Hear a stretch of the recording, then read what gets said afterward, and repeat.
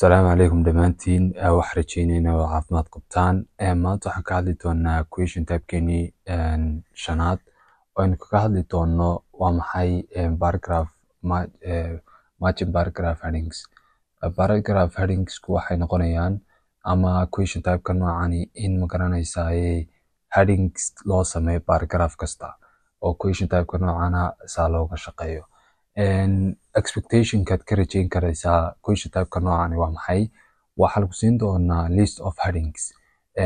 List headings ayaa lagu siin doonaa oo halkan ku yaala. Then paragraph-yadii aad caadiga aad u haysatay passage-ka waa halkan iyaguna yaala. Badanka paragraph-yada inaa aragtay modular reading-ka waxaa lagu kala qoraa qaarkood A, B, C, qaarkood 1, 2, 3. qaarkoodna space-kii caadiga paragraph-ka u kala dhaxay baad ku kala garanaysaaba inay kala paragraph yihiin. Markaa sida ayaad u kala garan doontaa.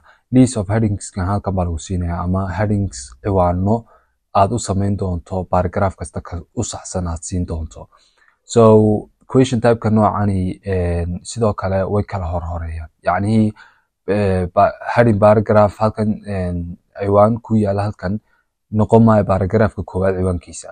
Maybe heading paragraph bartanka inuu noqdo heading paragraph-ka paragraph-ka koowaad oo kale uu noqdo. Mid xagga ugu dambeysa ku jira inuu noqdo mid dhexda uu noqdo. Marka haddii ay mar walba ay ahaan lahaayeen sida u kala horeeya easy bay ahaan lahayd, isku beeg lahaydeen. That's why ayna saa u sameynin. Marka expectations-ka question type-ka noocan aad ka rajayn kartaa waa maxay? Waa in lagu siiyo list of headings. Headings lagu siiyo. Choose the best heading for each paragraph in the passage. In lagu dhaho dooro ma garanaysaa inaad doorato best heading for each paragraph in the passage.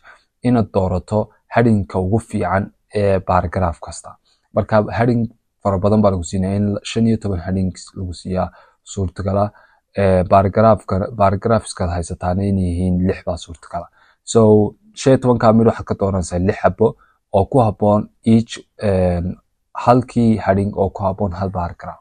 Markaa sida ayaad uga shaqayn doontaa. Answers are not in order. Sidaynu hore usoo sheegnay answersku mar walba order maaha. Question type-ka noocana ama question type-ka garanaysaa saan looga shaqaynayo. Some of the headings may be similar. Headings-ka qaarkood baa isku eg. Maybe they look like each other. So waxaad samayn doontaa in aad uga fiirsato kaliya horta isku daydo inaad paragraph-ka aad fahanto. Paragraph-ka inaad fahantaa ayaa aad muhiima. Dan ka bacdi best heading waad u samayn karaysaa ama heading-ka baa ugu habboon ayaad odhan karaysaa. Heading-kuna wax kala maahe waa paragraph-kaasi muxuu ka hadlayaa guud. Paragraph-kaasi muxuu ka hadlayaa guud. Badanka paragraph kasta topic sentence-kiisa ugu horeeya haddii aad fahanto iyo conclusion-ka yar ugu dambeeya haddii aad fahanto waxaad soo saari karaysaa heading-ka paragraph-kaas wuxuu noqon karaayo.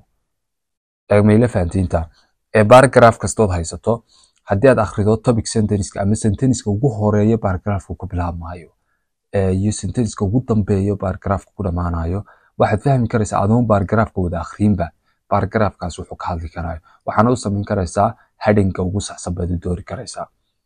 It's easy as that.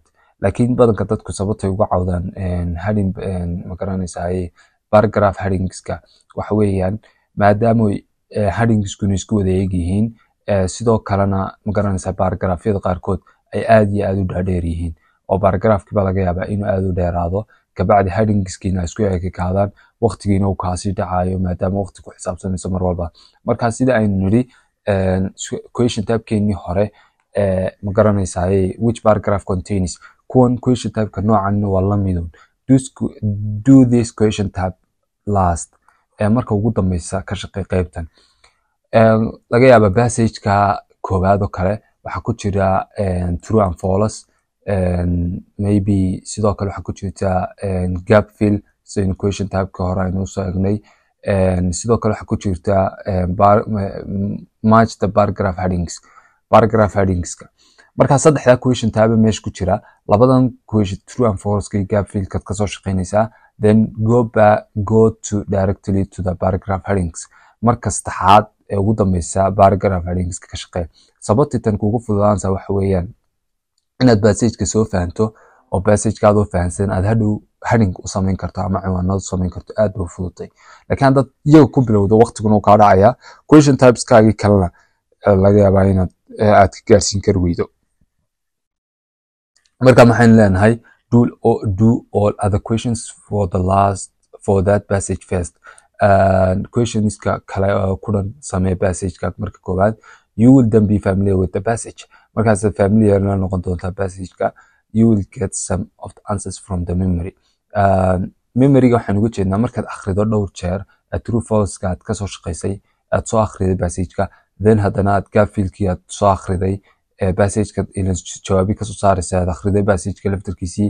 markaad paragraph headingska soo gaadho dhowr jeer baa wad aragtay bade paragraph bande, waxaad markaaba garanaysaa paragraphkaas oo kale wax ku saxsan baad garanaysaa. each paragraph headingska ku saxsan baad garanaysaa. marka koowaad markaa su'aalaha inta tagto keywordska each heading soo calaamadso, then start with the shortest or easiest paragraph.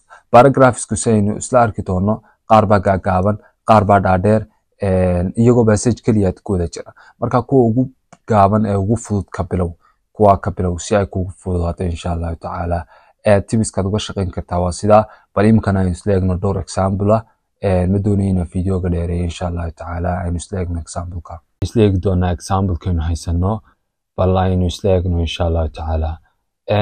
marka hore waxaan nidhi paragraph-kaad haysato, passage-kaad haysato question typeskiisa kale kasoo shaqee. marka kuwan baa ka horeeya, waa kuwan horta laftarkoogu paragraph headingskeeni. waxaad directly u tegaysaa qeybaha kale, kuwan baad kasoo shaqeynaysaa. gaafilkan kale table-kaabaad kasoo shaqeynaysaa, kabacdi waxaad ku noqonaysaa paragraph headingkeena. marka sidaa ayuu kugu fududaanaya waa naga nidhi. sidoo kale waxaynu nidhi mar walba waxaad soo akhridaa, iska akhri titleska informationka. The reading passage on the story of coffee has 7 paragraphs A to G. From the list of headings below, choose most suitable headings for paragraphs B to G. Write the appropriate number I to XI in boxes 15 to 20 on your answer sheet. There are more headings than paragraphs, so you will not use them all. This is what we need to mention. waxaa la yidhaha headings ka badan baa jira paragraphskaad haysato, so you will not use them all. saynu hore usoo sheegnay waxaan nidhi mar walba headings way ka badan yihiin paragraphska, so qaar badan ayaadna isku mid oo iskaga tegi doontaa. waxaad haysataa 7 paragraph iyo maxaad haysataa 12 headings baad haysataa.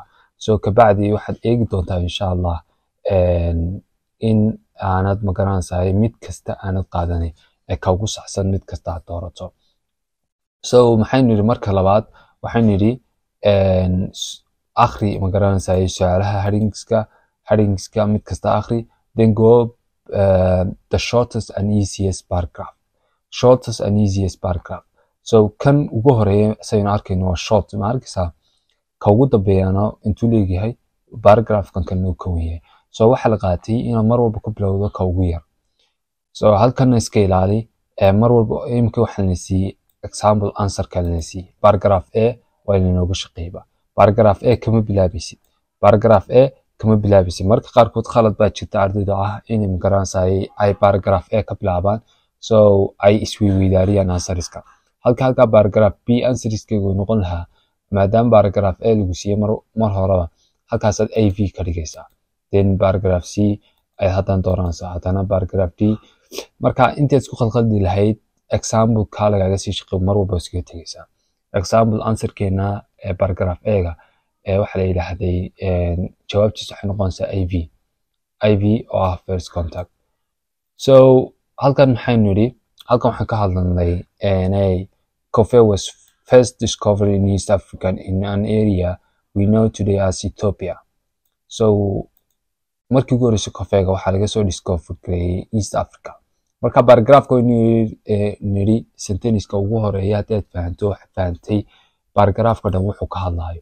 iminka sentence-ka koowaad wuxuu ka hadlayaa markii ugu horeysay sida coffeega loo helay. inta kalena waa detailska ama context-ka magaranaysa marka ugu horeysay la helay. A popular legend refers to a goat herder by the name of Kaldi who observed his goats acting unusually friskly after eating berries from a bush.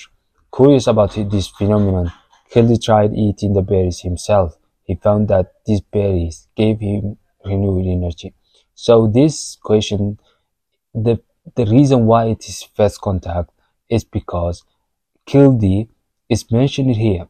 Kildy is the first contact. Kildy baa markii ugu horeysay soo helay kofeega. So Kildy baa noqonaya first contact ee kofeega noqonaya. So let's go to the next one. And ka labaad aan ka shaqeyno. The news of this energy learning food quickly moved throughout the region. Okay, that sentence wuxuu ka hadlayaa sida kofeega u faafay. Waxay kalena paragraphka ku saabsanaa contextka ku siinayaan. Conclusion-kuna wuxuu ku siinayaa waa maxay conclusion-ka sentence-ka ku sii fahmaysaa. Okay, coffee berries were transported from Ethiopia to the Arabian Peninsula and were first cultivated in what today is the country of Yemen. Coffee remained a secret in Arabia before spreading to Turkey and then to European continent by means of Phoenician trade merchants. So this is clear. And mar walba markaynu halkaas soo akhrino, paragraphkan soo akhrino, waxaynu tegaynaa mid baan u dul istaagaynaa paragraph headingskeena si aynu u ogaano ka ugu saxsan. Sidoo kale waxaan sameynaa process of elimination keebaan ku jirin marka kaan ku jirin ba kala saaraysaa. So then waxaa isku kaa soo hadhi doonaa midka ugu saxsan ama labada ugu saxsan. Labada ugu saxsan waxaa sii doonan doontaa ka ugu saxsan. So let's go. Growing coffee kamu hadlayn wuxuu ka hadlayay kofeegoo faafayo ka imaaday Ethiopia to Arabian Peninsula, then Turkey, then European continent. So growing coffee maaha. Problems with manufacture ku saabsan ama samaynta waxaa lagama hadlin. Processing the bean kama hadlin processka, taa waa la qaatay answerka koley already. Arabian coffee kamu hadlin. And coffee varieties kamu hadlin wax coffee varieties ku saabsan ama anything like that. Modern coffee kamu hadlin. The spread of coffee, this is otayna highlight karetaa. Consuming coffee kamu hadlin isagana. Climates for coffee, no. The coffee plant overall general kamu hadlin. So maxay noqonaysaa answerkeena ugu horeeya waxay noqonaysaa VII ama the spread of coffee.